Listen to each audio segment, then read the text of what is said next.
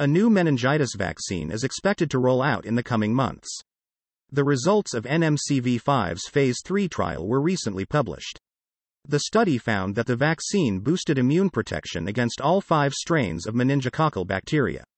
Meningitis most commonly affects 26 countries in sub-Saharan Africa, where it killed approximately 25,000 people in 2019.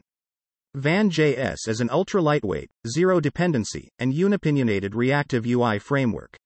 It can create user interfaces that run on any device, including smartphones. Programming with VanJS feels a lot like React. Everything in VanJS is built with simple JavaScript functions and DOM. It is difficult for AI experts to keep up with everything new and even harder for beginners to know where to start. This post shares a curated list of resources for learning about modern AI.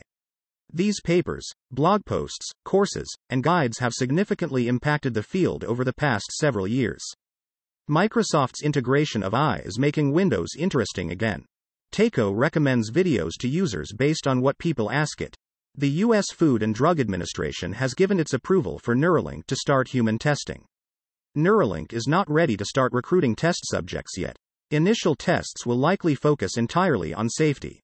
Neuralink previously had a bid to start clinical trials rejected by the FDA.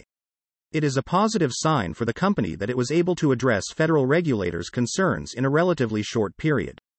NASA awarded a $3.4 billion contract to a team led by Blue Origin last Friday to design and construct a second human landing system to fly astronauts to the moon.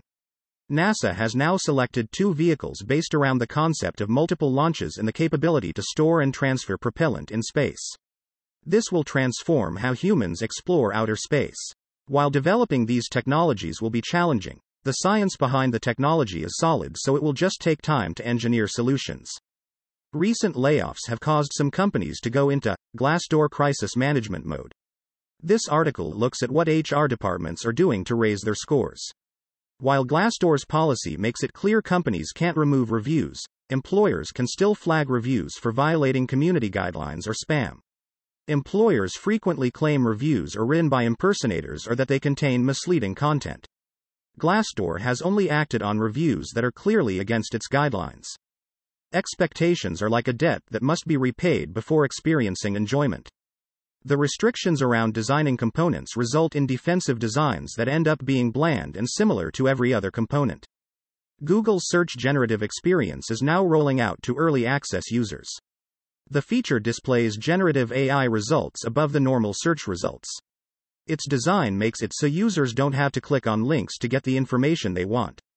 A waitlist to try out the feature is available through the Google Search app. Screenshots of the feature are available in the article. This Hacker News thread discusses how to better receive constructive criticism. The discussion ranges from whether one should determine their self-worth by their work to practical mindsets to adopt. This Twitter thread contains notes from the Andrej Karpathy presentation on May 24 about the state of GPT, which discussed the GPT assistant training pipeline, LLM psychology, and best practices.